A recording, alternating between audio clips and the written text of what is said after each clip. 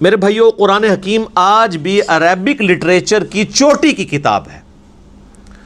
اور جب لٹریچر کی بات ہوگی پھر ریلیجن سے ہٹ کر جو لٹریچر کی فیلڈ کے لوگ ہیں، ایکسپرٹس ہیں، ان کی رائے کو مانا جائے گا۔ یعنی اگر آج آپ انگلش زبان میں بات کریں گے، انگلش زبان کے کسی لفظ کے اوپر بحث کریں گے، اس کی پروننسیشن کیا ہے، تو آپ آکسفورڈ ڈکشنری کی طرف جائیں گے، اور بعض اوقات ڈکشنری میں بھی وہ چیزیں اس طریقے سے موجود نہیں ہوتی ہیں جو نسل در نسل ایز اے لنگوسٹک چل رہی ہوتی ہیں۔ آج ایک نان مسلم گورا وہ اتھارٹی ضرور مانا جائے گا انگلش زبان میں، اور ایک مسلمان کو صرف مسلمان ہونے کی وجہ سے انگلش میں اتھارٹی نہیں مانا جائے گا جب تک وہ انگلش لٹریچر کو جانتا نہیں ہوگا۔ بالکل اس طریقے پر اس وقت بھی آپ کو پتہ ہے آلموسٹ 1.5 کروڑ 150 لاکھ کوپٹک کرسچنز ہیں جو نسلاً کرسچنز ہیں، اور وہ عربک لینگویج ان کی مادری زبان ہے۔ ان میں بھی چوٹی کے بک کے طور پر، اللہ کی کتاب کے طور پر نہیں، لیکن عربک لنگوسٹک کی چوٹی کی بک کے طور پہ قرآن حکیم کو مانا جاتا ہے، پڑھایا جاتا ہے۔ جوز بھی مانتے ہیں کہ یہ ان کے چلے یہ عقیدہ ہے کہ یہ نبی الاسلام کی یعنی لکھی ہوئی کتاب ہے، اللہ کی کتاب نہیں مانتے، لیکن وہ یہ مانتے ہیں کہ یہ عربک لنگوسٹک کا شاہکار ہے یہ کتاب۔ اور میں یہاں پہ آپ کو ایک اور بات بھی بتا دوں، علمی پوائنٹ نمبر 14 ہے وہ،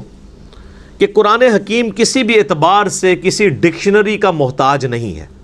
کیونکہ کسی بھی زبان کی جو ڈکشنری ہوتی ہے وہ زبان کے بعد وجود میں آتی ہے، زبان پہلے وجود میں آتی ہے۔ آج تک آپ، اب ہماری مادری زبان پنجابی ہے یا اردو ہے، ہم نے اس کو ٹینسز کے ذریعے، ڈکشنری کے ذریعے نہیں سیکھا، بلکہ اپنے ماں باپ کے ذریعے سیکھا ہے۔ اور اگر آپ نے واقعی شستہ اردو سیکھی ہوئی ہے، جیسے لکھنؤ کے یا بریلی کے لوگ، یو پی کے لوگ جو شستہ اردو بولتے ہیں، تو ان کو کسی اردو کی ڈکشنری کی ضرورت نہیں ہے اپنی زبان کو ویریفائی کروانے کے لیے، کیونکہ وہ ڈکشنری سے سپیریئر ہیں۔ ڈکشنری تو دوسری زبان کے لوگوں کو اپنی زبان سمجھانے کے لیے بنائی جاتی ہے۔ یعنی اگر انگلش لنگوسٹک کے لوگوں نے اس کے ٹینس ڈیوائز کیے تو اس لیے نہیں کہ گوروں کو ان ٹینسز کی ضرورت تھی، اس لیے کہ جو انگریزی سیکھنا چاہے نا وہ اس طریقے سے سیکھے۔ اسی طریقے سے اردو کے جو ہم ٹینسز پڑھتے رہے ہیں تھوڑا بہت انفارمیشن کے طور پہ، وہ اس لیے نہیں کہ ہمیں اردو سکھائی جائے، وہ اس لیے کہ اگر کوئی نان اردو سیکھنا چاہے تو اس کے لیے آسانی ہو۔ اسی طریقے سے جن لوگوں نے عربی سیکھنی ہے ان کے لیے عربی ڈکشنری ہے، جو لوگ عربی جاننے والے لوگ ہیں ان کو ڈکشنری کی ضرورت نہیں ہے۔ اسی لیے کئی ایک چیزیں آپ ڈکشنری میں ایسے دیکھیں گے کہ جو کسی رول میں بیٹھتی نہیں ہے عربک زبان میں، وہ مستعمل ہوتی ہیں، ڈکشنری کے پوائنٹ آف ویو سے وہ غلط ہوتی ہیں۔ یہ میں اس لیے آپ کو بتا رہا ہوں کہ کتنے نان مسلمز ہیں جنہوں نے قرآن حکیم کی عربی لنگوسٹک کے اوپر بھی اعتراض کیے ہیں، باقاعدہ اس کے اوپر مناظرے رکھے ہوئے ہیں۔ جو کوپٹک کرسچنز ہیں یا جیوز ہیں جو بائی برتھ عربک لینگویج جاننے والے لوگ ہیں، انہوں نے عربک زبان کی ڈکشنری کے مطابق قرآن حکیم میں کچھ غلطیاں ہائی لائٹ کی ہیں کہ یہاں پر یہ لفظ نہیں یہ والا لفظ آنا چاہیے تھا۔ مثال کے طور پر قرآن حکیم میں آپ کو کئی جگہ ملے گا کہ اللہ تعالیٰ انبیاء کرام علیہ السلام کو پلورل کے سیغے سے مخاطب کرتا ہے، جمع کے سیغے سے، لیکن بعد میں جو بات ہو رہی ہوتی ہے وہ سنگولر کے سیغے میں۔ یعنی قوم عاد نے رسولوں کا انکار کیا، وہ کہتے ہیں جی قوم عاد نے تو ایک رسول کا انکار کیا تھا، یہ جمع کا سیغہ کیوں آیا ہے؟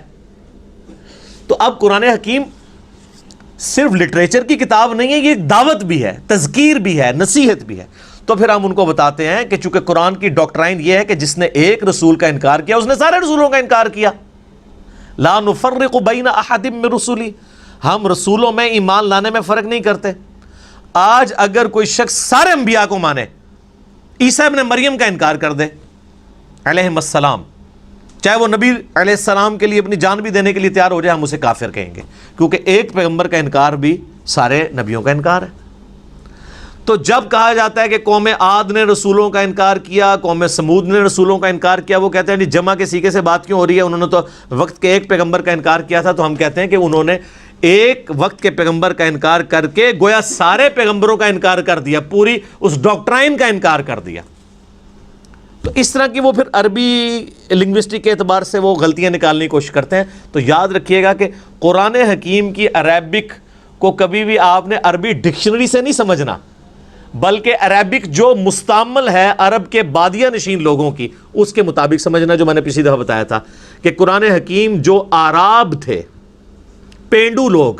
گاؤں کے رہنے والے لوگ، بادیہ نشین ریگستانوں میں رہنے والے لوگ، ان کے ڈائلیکٹ میں قرآن حکیم نازل ہوا ہے، اور آج وہ اسی طرح کی عربی بولتے ہیں۔ ویسے تو قرآن حکیم کی برکت سے آلموسٹ عربک جو ہے وہ فریز ہو چکی ہوئی ہے۔ مصر کے اندر تھوڑا بہت فرق ہے عربک لینگویج کا، لیکن وہ چند ایک الفاظ میں پچھلی دفعہ ڈسکس کر چکا ہوں، اس لیے میں اس کو لے کے نہیں چلوں گا آگے۔ اور میں آپ کو بتاؤں کہ کئی مسلمان بھی ہیں جنہوں نے صرف قرآن حکیم کو سپیریئر ثابت کرنے کے لیے عربی ڈکشنری کے باقاعدہ خود قرآن حکیم میں ڈکشنری کے پوائنٹ آف ویو سے جو غلطیاں بنتی ہیں نا، وہ نکال کے کتابیں لکھی ہوئی ہیں کہ ڈکشنری تو یہ کہتی ہے قرآن میں یہ لفظ اس طرح آیا ہے۔ اور وہ اس لیے نہیں کہ وہ قرآن کی غلطی نکال رہے تھے، بلکہ وہ بتانا چاہ رہے تھے کہ قرآن حکیم سپیریئر ہے ڈکشنری پہ، ڈکشنری تو بعد میں بنی ہے۔ تو وہی پھر وہ اٹھاتے ہیں کچھ لوگ اور وہ کہتے ہیں نہیں قرآن میں یہ فالٹ، یہ فالٹ، یہ فالٹ، باقاعدہ اس کے اور مناظرے بھی ہوئے ہیں، مسلمانوں نے پھر اس کو کلیریفائی بھی کیا ہے، کتابیں بھی لکھی گئی ہیں اس ٹاپک کے اوپر۔